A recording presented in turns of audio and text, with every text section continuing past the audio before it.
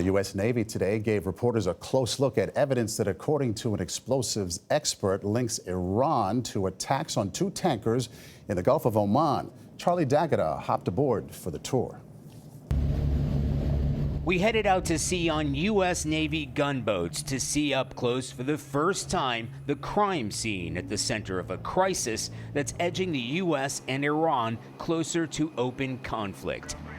U.S. Fifth Fleet forces patrol these waters, the most strategic and vulnerable oil shipping lane in the world. We've been shown explosive fragments and a magnet left behind from an undetonated mine described as bearing a striking resemblance to limpet mines used by Iran. Out in the Gulf of Oman, the Japanese-owned Kokuka Courageous still bearing the scars of that attack.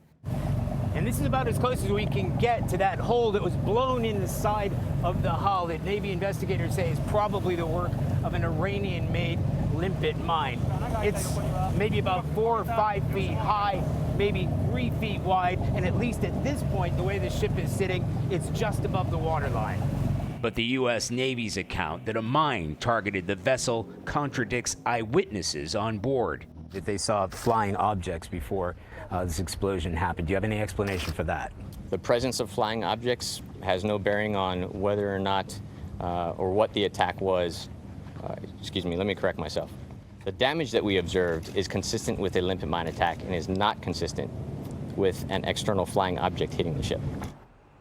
Fueling tensions even further, a rocket attack today in Basra, Iraq, that injured 3 people at a facility housing ExxonMobil. That's the 4th attack in the past week targeting U.S. installations, the implication being that Iranian-backed militias are to blame.